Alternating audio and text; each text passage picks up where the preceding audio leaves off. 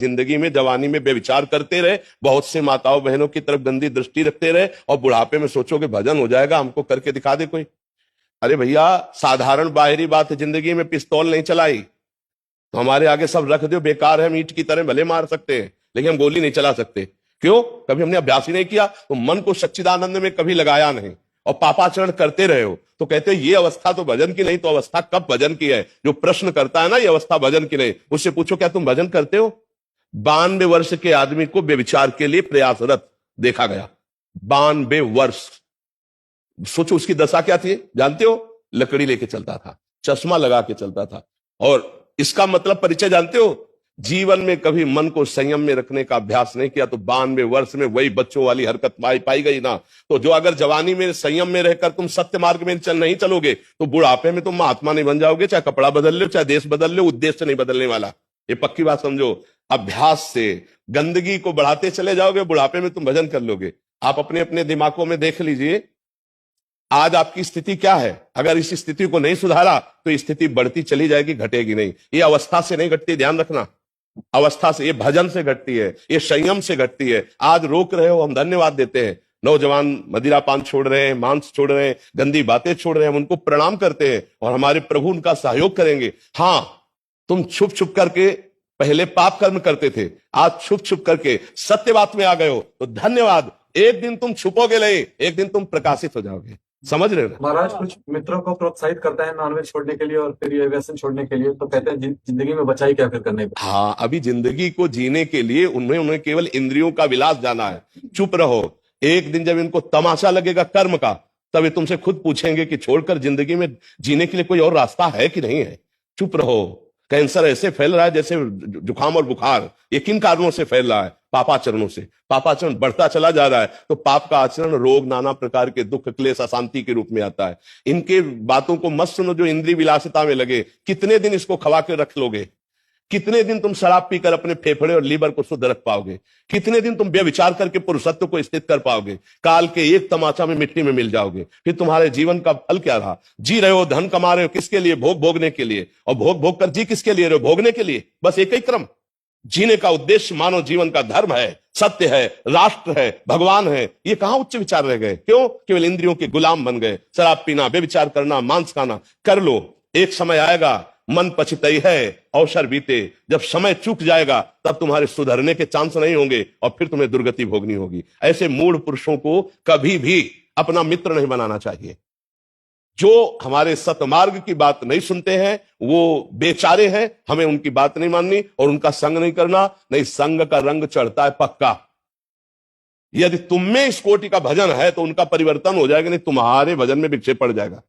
सुनो इनकी बातें। बातुल भूष बिवत मतवारे, तेले बोले बचल विचारे, तिनकर कहा सुनी नहीं काना। एक सज्जन आए थे, वो कह रहे थे कि तुम कोई भूत रखते हो क्या महात्मा जी? बोले क्लब जाते थे, सब करते थे, पता नहीं कौन सा भूत छोड़ दिया है कि हम जो आ जाते हैं वही भय सब भय लगता है कि आपने मना किया है, आपने ये मना किया है, आपने ये मना किया है। चैन से जी नहीं पा रहे हैं जब से तुम्हें सुना। पता नहीं कौन सा भूत छोड़ दिया हमारे दिमाग में। तो एक कह रहे थे कि बहुत हिम्मत करके फिर शराब के ठेके गए, वहां देखा आप खड़े हो हिलौते हैं। तो अगर वो उपहास करने के लिए भी यहां आ जाए कि देखते हैं बाबा, तो परिवर्तन हो जाए। वो उपहास के लिए अगर सुनना शुरू कर दे कि हम मानेंगे तो नहीं, पर कहते क्या है बाबा हम सुन ले, तो भूत चढ़ जाएगा, पक्का चढ़ जाएगा दिमाग। परसों आए तो थे, हमने सोचा क्या ढोंग चल रहा है। हाँ, पर कह रहे कि एक बार सुना फिर तो सुनते रह गए और नाम जब छूट कि हमारे जो हृदय से प्रभु निकलवाते हैं ना, वो केवल मंगल के लिए, आपके मंगल के लिए। आपसे हमें कुछ नहीं चाहिए, सच्ची मानना। हमारा हृदय बस यही रहता है कि जाते जाते पता नहीं कब जाना हो जाए। डायलिसिस से शरीर चलता है, जाते जाते हमारे देश को कुछ मिल जाए, हमारी जनता को कुछ मिल जाए और वो स्वस्थ हो जाए, वो विचारवान हो जाए, उनका मंगल हो जाए। अब दीपक में जितनी सामर्थ्य है उतना ही जलेगा, हाइलोजन में जितना प्रकाश उतना ही करेगा, सूर्य में जितनी ताकत है उतना प्रकाश करेगा। सब अपनी अपनी क्षमता के अनुसार करते हैं ना। तो ये भागवतिक क्षमता है जो आप लोगों को परिवर्तित कर रही। भगवान निमित्त बना रहे हैं इधर और काम स्वयं वो कर रहे हैं। और पक्का जो उपहास करते हैं उनका भी मंगल होगा, जो आज निंदा करते हैं उनका भी मंगल होगा। कल वो परिवर्तित होंगे पक्का पर, क्योंकि जब हम स्वार्थ रहित होकर के ये बात करेंगे ना तो वो उनके ऊपर चढ़ जाएगी और उनका मंगल करेगी। ऐसी घटना घटेगी, कोई एक बात मान लेंगे, पक्का समझना। एक अनुभव की बात बता रहे कि एक डॉक्टर थे, अमेरिका से पढ़ के आए थे और वो कभी भक्ति सिद्धांत ये सब जानते नहीं थे, तो वो सदैव निंदा करते थे संतों की। उनको समझ नहीं थी ना, उनको ये लग रहा था कि ऐसा भगवान और संत उनके लिए कुछ नहीं ऐसा, क्योंकि पढ़े लिखे वैज्ञानिक डॉक्टर तो कोई मान्यता। एक बार उनको समझाया गया कि आपको जो ज्ञान प्राप्त हुआ वो भी भगवान की कृपा से प्राप्त हुआ। आप जो अच्छे डॉक्टर हैं, आपको जो अंगों का शल्य क्रिया के द्वारा, ऑपरेशन के द्वारा पुनः जीवन प्रदान करना, ये भगवान की कृपा से आपको, वो किसी भी तरह तार्किक पुरुष किसी भी तरह नहीं मानता है।